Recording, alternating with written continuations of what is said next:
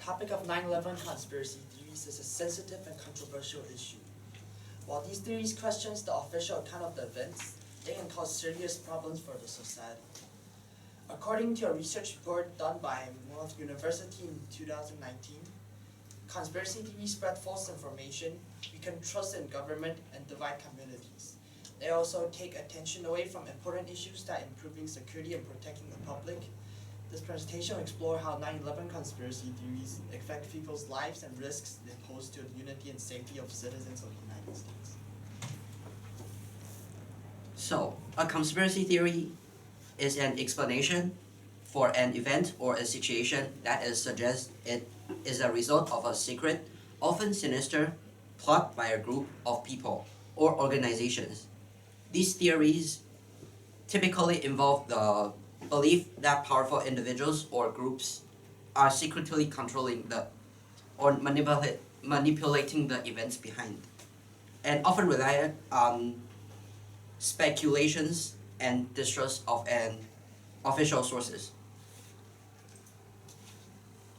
According to pre-research senior researcher Hannah Harting and Carol Doherty, American watched in horror as a terrorist attack of September 11th, 2001, left nearly 3,000 people dead in New York City, Washington, D.C., and Shanksville, Pennsylvania. People believe that 9/11 conspiracy theories suggest that the U.S. government or other groups were involved or allowed the attack to happen, challenging the official narratives. While some argue these theories raise questions about that government transparency, they also spread the false information and erode trust in leaders and divide communities. By breaking shared understanding of such a tragic event, they can distract from important vulnerabilities or discussing foreign conspiracy theories. This weakens public unities and hinders real solutions that impact the safety of the citizens. These data derived from Armstrong and Richards' research from YouGov on conspiracy belief statistic in 2019 about the percentage of people in every country that believe the U.S. government was involved in 9/11.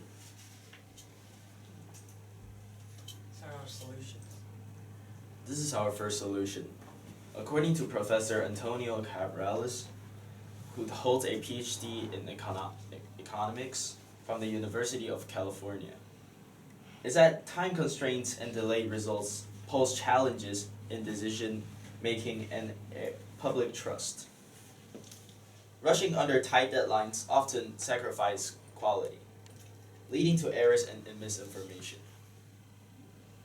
Meanwhile, delays breed frustration and speculation, creating room for doubt and mistrust. The events of surrounding 9/11 illustrate this well. Quick answers led to gaps, while delays fueled conspiracy theories. Balancing speed and accuracy is essential to prevent misunderstandings and maintain confidence. Increasing transparency and openly addressing conspiracy claims can rebuild public trust by demonstrating accountability and willingness to confront this misinformation with facts. It also helps to dispel doubts through evidence-based explanations. As noted by Congressman Mike Wigley, founder and chair of this bipartisan Congressional Transparency Caucus, making the federal government more accessible and open to the public strengthens democracy and promotes an efficient, effective, and open government. Exposing sensitive information might compromise national security, or provoke further speculations if details are misinterpreted or seen as incomplete. Potentially fuel even more conspiracy theories.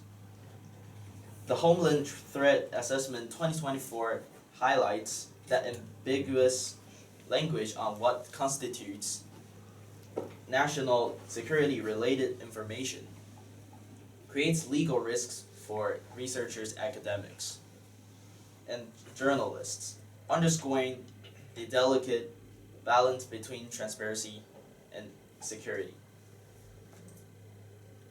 Okay, and our second solution focuses on regulating social media platforms.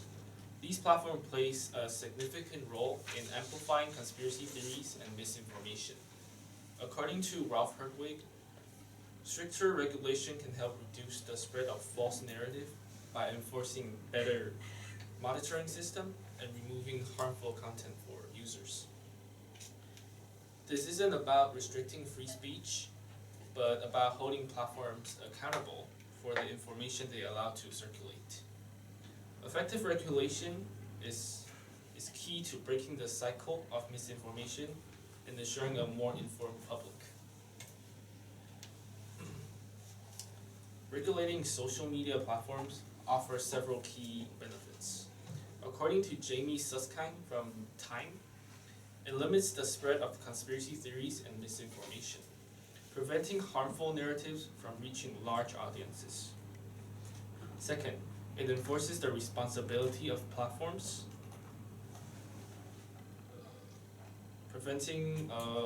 holding them accountable for the content they host and share. And finally, these measures protect users by creating a safer online environment where people can trust the information they encounter. These benefits highlight why stronger regulation isn't just necessary. It's essential for a healthier digital space.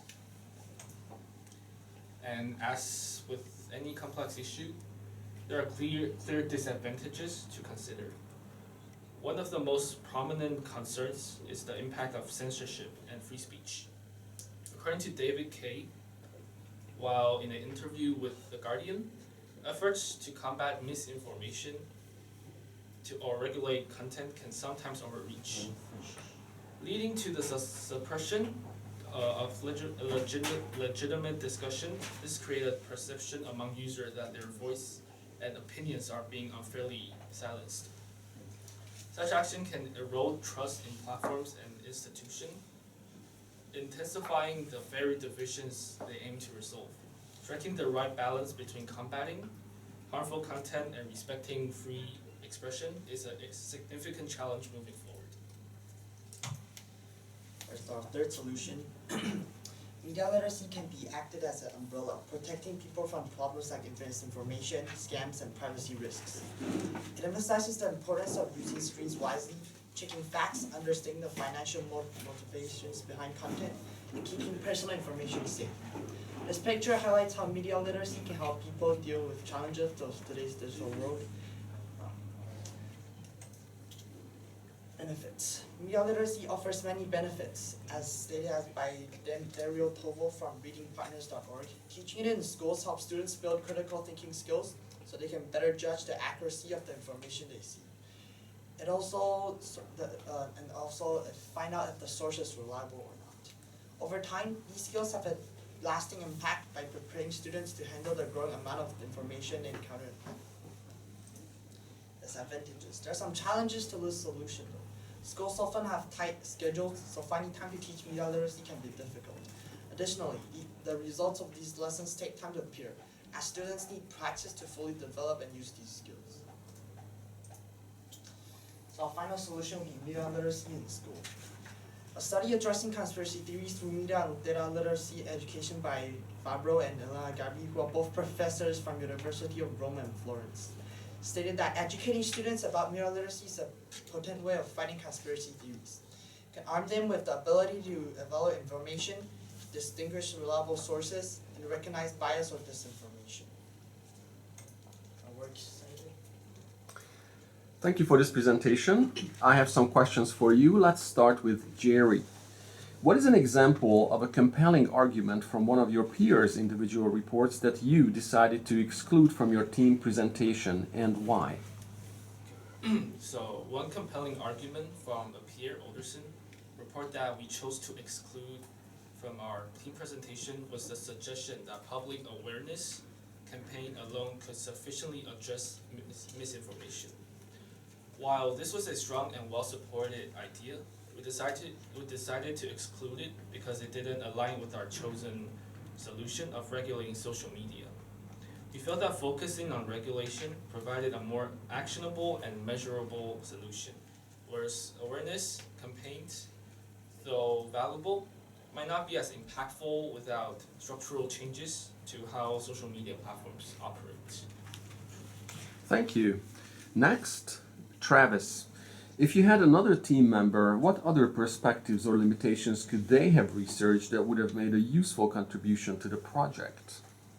They might have considered incorporating additional information or seeking out counter-arguments, as both would significantly enrich our content by offering a broader range of diverse perspectives. This could include viewpoints from U.S. citizens reflecting other experiences, insights from the president that shed light on the administration's stance, or perspectives of individuals outside the country who may provide an alternative lens. Additionally, gathering the opinions of victims' relatives would reveal the deeply personal aspects of the situation, while including the sentiments of governments and citizens worldwide would showcase how different Alderson's cultures perceive similar events. This multifaceted approach complements of Alderson's emphasis on rebuilding trust through communications and Jerry's focus on regulations by promoting an informed public. These insights create a framework of fostering greater understanding and reducing misinformation. Thank you. Let's move on to Lucas. Please give one specific way that your thinking changed as a result of learning about Travis's findings. One specific way of my finding shift as a result of learning about Travis's finding was the realization of the dual impact of the conspiracy theories. While I had once focused solely on their negative effect, such as spreading misinformation and undermining trust, Travis's search showed me that the political conspiracy theories can also activate students' critical thinking and develop their analytical skills, and yet open up my perspective to show me that under certain conditions, conspiracy theories might ignite intellectual discourse instead of just causing harm. Thank you.